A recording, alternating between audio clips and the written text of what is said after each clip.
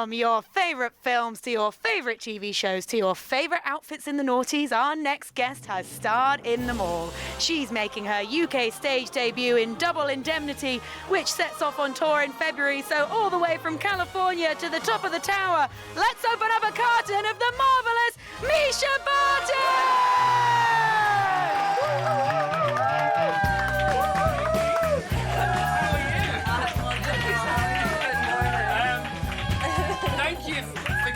Team the most excited I think they've ever been since working on the show. That's been like 100 years now, so congratulations, well done, thanks for that. Yeah, no, it's a pleasure to be here. This is fun. They're too excited. I mean, we have people, they come on and like one person's excited, but today it's everyone. So Misha, you're more than welcome. I'm flattered. I hope you feel well. Misha Barton, Double Indemnity.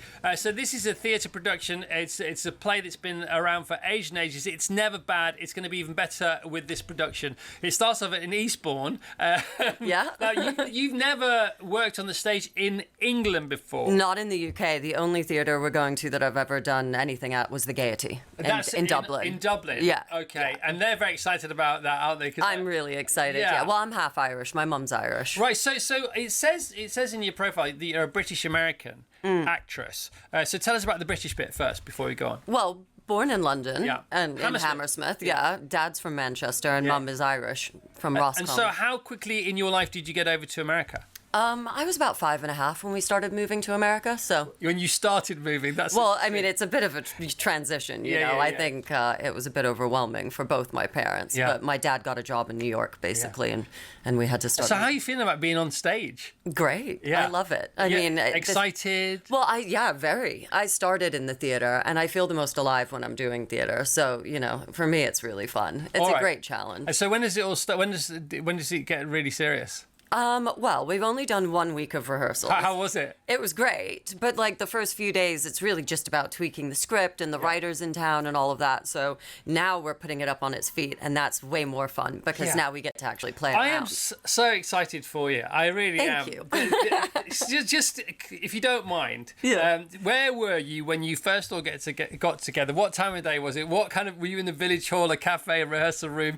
Who was there? What was the first thing that happened? What on the rehearsals for this play? Yeah. Oh, wow.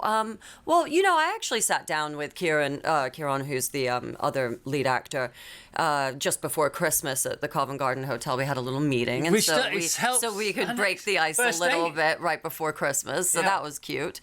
And then we all just kind of like loaded into this studio and started in earnest a week ago. And is it a table read first of all? Yeah. You start with a table read, and then you start with rewrites. And there's no pressure at all with the table read. It's a bit of fun feeling your way around. No, it's great fun.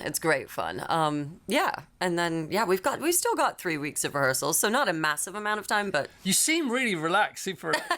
I know that's one of my that's kind of one of my good superpowers qualities is that I can seem relaxed under pressure. Yeah, are you relaxed inside? Yes, I am right now, but I mean it's starting to get more real. But I am. I'm excited to get towards tech and like the costumes and the design aspect of it because that's also really fun. And lines, we have lots of kids listening to the show. Owen Cooper, of course, at the Golden Globes just over the weekend. He's coming back to do his exams at school because he's 16. I remember those days. Well, talk about remembering things and remembering lines. Lots of kids listening to the show now because they're not at school yet and they have to remember things. And he's super remembering tips because we were talking earlier about actors and actresses who go up and get awards and they have trouble remembering a few lines for their speech. But it's what they do.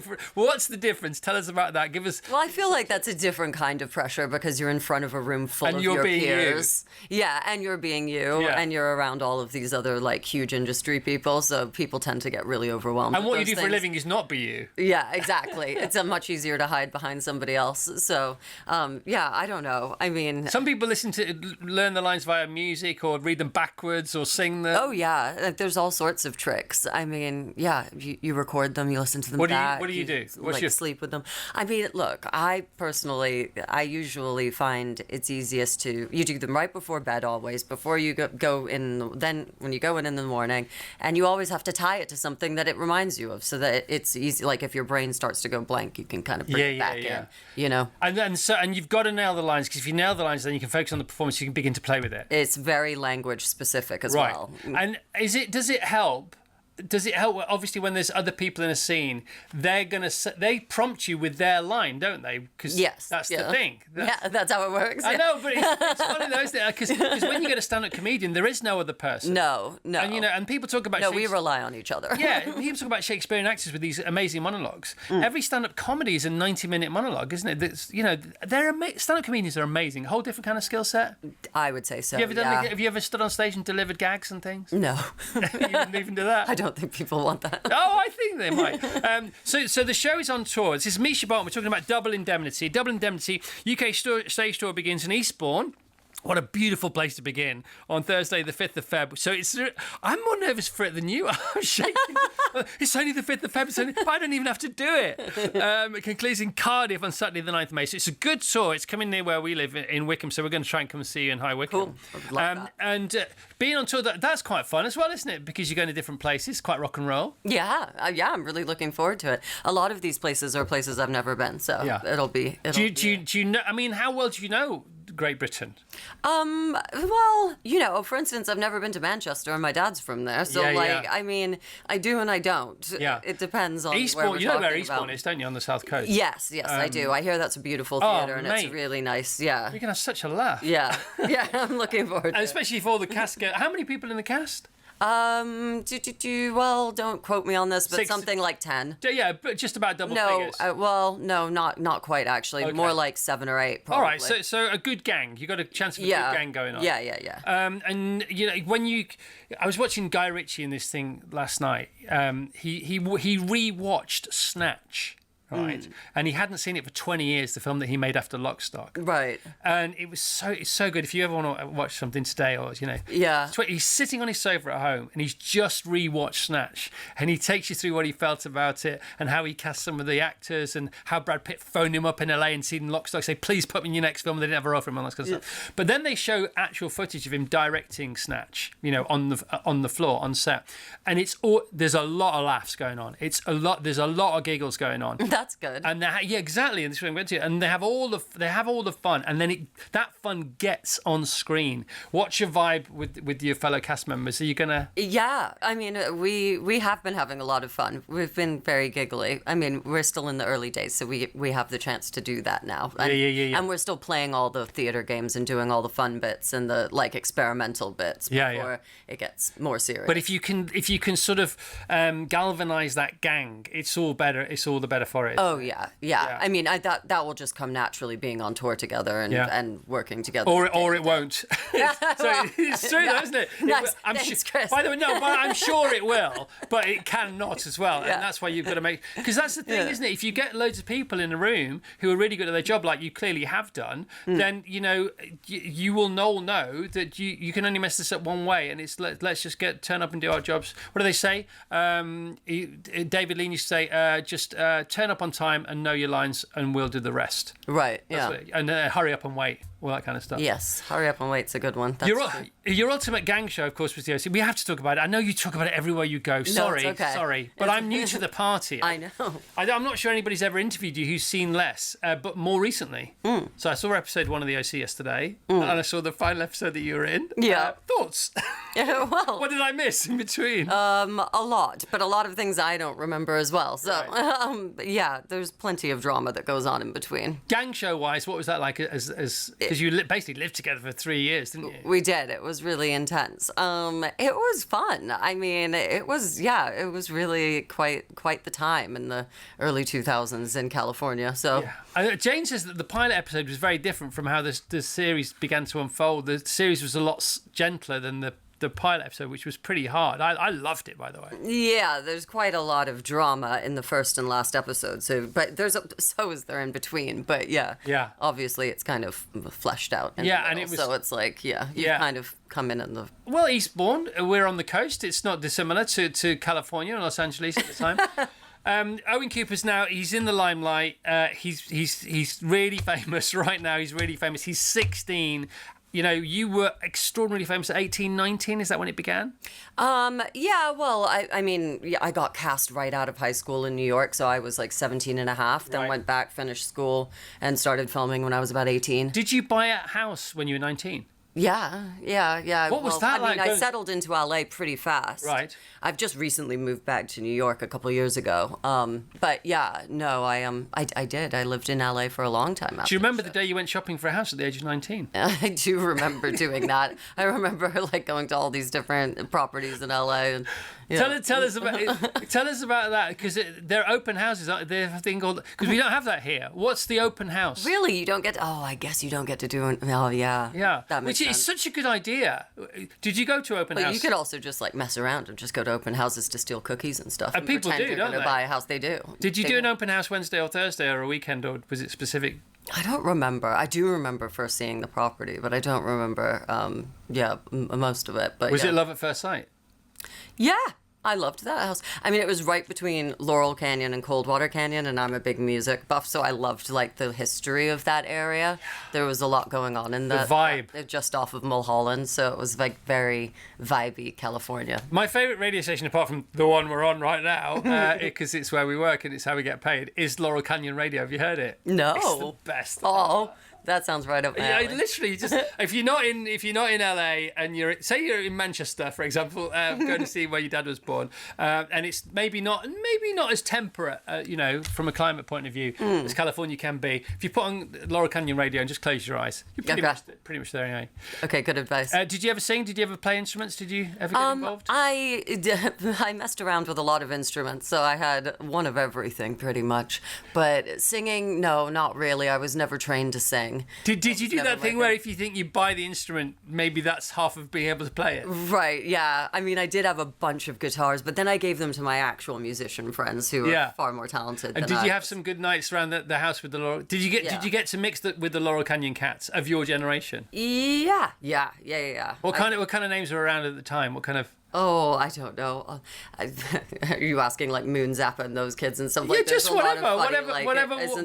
What was the scene? The scene was, I don't know. I mean, we all went to that Laurel Canyon country store where you would go to get your coffee and, stop in on your way up the hill. It's just what you want it to be, isn't it? Yeah, it is. It's really, I'm in the posters too. They take a photo in Laurel Canyon every year. And I always had my picture up on the wall in there. Did you? Of me reading the Laurel Canyon history book. That is so cool. I also saw, when I was reading about yesterday, The Hills. So The Hills was an MTV show, and you were in The Hills as well. Yeah, in recent years. Shall I go back and watch The Hills? So much to go back and watch. I don't know. I mean, that's a completely different beast because that's airing on the side of like reality, right? All right, I had no idea. Yeah, so it's not really. It's kind of based off of that whole LA culture of the 2000s, but it's not scripted. And what about MTV Cribs? Did you ever do that?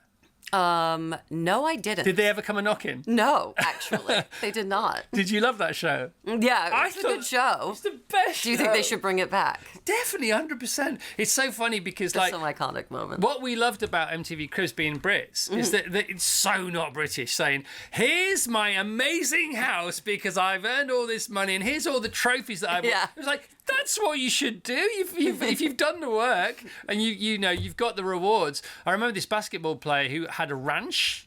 Oh wow, yeah. And he had you do. monster trucks for him and his mates to play with, and it's like, why not? It's all. I used to love MTV Cribs. Yeah. That whole thing with 2002, 3, 4, 5 round LA, good as it gets. Definitely an interesting. It was a time to be alive. Yeah. I mean, yeah, there are things I miss about it and things I don't. Yeah. But because lives. Yeah. Yeah. But it was it can't be the same again because it was like almost like pre-social media still and pre all of that stuff. Yeah. So it'll never quite be the same. It's a bit like sort of Gen Alpha's 60s in a way. Because it was pre all that stuff, wasn't it? Yeah, we all still had like Blackberries and Sidekicks and stuff. It wasn't this like crazy digital world we're living in now. We still like met up at cafes. You had to have a camera to take a photograph. Yeah, exactly. Or be really good at sketching or whatever it was. Well, Misha, it's great to see you. Double Indemnity is coming our way, and you can go and see it. I've got the place you can go and see it here. Oh. Devonshire Park, Eastbourne, Nottingham, Crewe, Richmond, Brighton, Dublin, Southend, High Wycombe.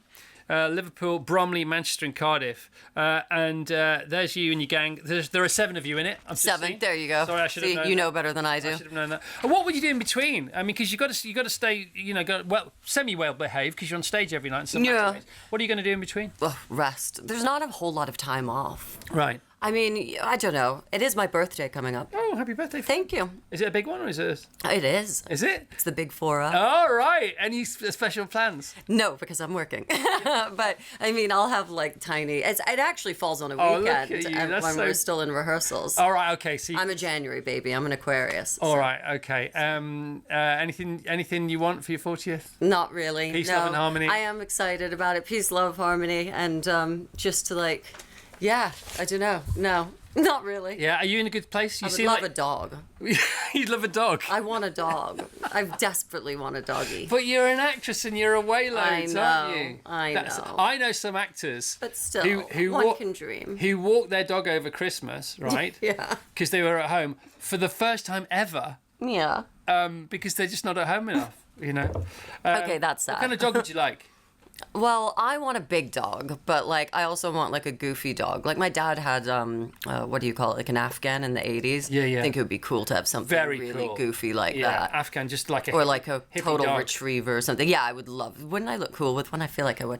But I would also like I like mutts. Like Charles Dickens. You just my like first dogs. dog. You just named like all the 3 most extreme categories. I know, of dogs. I know. I mean, I like rescuing dogs. So. We've got to rescue Whippet with Saluki ears. Oh, wow. It's got a little fluffy That's Saluki very ears. specific. Yeah. Cute. That's very sweet. Called Sparkle because she was rescued at Christmas. Sparkle. Yeah. And there was Sparkle and Twinkle because they were both rescued at Christmas and we couldn't get both, so we went for Sparkle. I don't know who got Twinkle. A few years ago now. We never know how old our dog is because nobody ever knew how old that's the dog the thing. was. I never knew how old Charlie was either. Yeah. So might that happen, the dog thing? Probably not right now. Not until I settle down a bit more. I'm going off to do a movie and What are you gonna do? the 3rd of the Invitation to a Murder series in South Africa. Right. Right after the play ends. So, Okay. You definitely can't have a dog. No, I know. Hey, stop ruining my dream. You could be a dog sitter. You could be like a superstar celeb dog sitter, and you just don't tell anybody you're only there for 2 weeks. You just pretend you live wherever it is, and you get a dog for like the day off or whatever it is. I like that. Yeah. I'm gonna do that. Michelle in Ramsgate says the OC is the reason I have a bagel guillotine. Oh. I missed the bagel guillotine episodes. Those things. Okay. Yeah. Do you remember the bagel guillotine? Yeah. Yep. That must be a Seth Cohen thing, if I had to guess. I love the dad. Peter Gallagher or Tate Donovan. Peter Both Gallagher. of them are phenomenal, but... Peter Gallagher I just thought was in 30-something because I did a deep dive yesterday, but he wasn't. He was in The Player. Oh, okay, yeah. Yeah, he's cool, man. They're He's all so cool, aren't they? sweet. Peter's the best. Gosh, and also to work on a show like that, you've got to get on in the end. Sally in Stevenage says, I absolutely love hearing from Misha Barton. I love the OC and can't wait for her new play, which is great, isn't it? Aww. Because we're selling tickets, guys. That's what we're doing. The play Double Indemnity UK Stage Tour, double-indemnityplay.co.uk. There you go. All over the UK. Michelle Ramsgate done that one. Sally in Stevenage done that one. Pammy says, Misha Barton. Ta-da! Misha Barton, you may have already mentioned this, but a very young Misha Barton was in Notting Hill as one of Julie Roberts' character's co-stars doing a press junket. I didn't mention it, but I did read about it. How was that for you? It was great. I mean, it was the same director who I did my first movie with, and I got to meet Hugh, and we were born in the same hospital. He told me as soon as I met him, so I was like, cool. We were both born in Hammersmith Hospital when it was still there. Wow. Have you kept in touch? No, but I do love Hugh. He's the best. Misha, what is your vibe on the scene, the movie scene, or the industry here in the UK? Is it because you live in New York? So what are people saying about what we're doing in the UK and the action here? What's the energy here? Oh, how do you mean? I mean, I think there's just such a huge, people revere British actors so much. I mean, they do, don't they? Oh yeah. I mean, yeah. And what about filmmakers? They come over and take all the American jobs too because they're so good at American accents. What is and that stuff. about? I know. Yeah, I know. Yeah, and can you tell? What, half the time, no. No, I know. Not really. They're really good. Yeah, when Americans nail Brit accents as well, it's just sort of... Well, there's a lot of that in this play as well. They're doing annoying. great American accents. All right. Okay, well, let's go see it. Let's all go see it. Misha, is there anything else you'd like to say before we bid you farewell? Thank you for having me on. This was fun. Fun? Fun for you. We were so chuffed you came on the show. Can we hear it for the one, the only Misha Barton? Come on. All right. Yes. Misha Barton in the house. live on the radio and on the telly.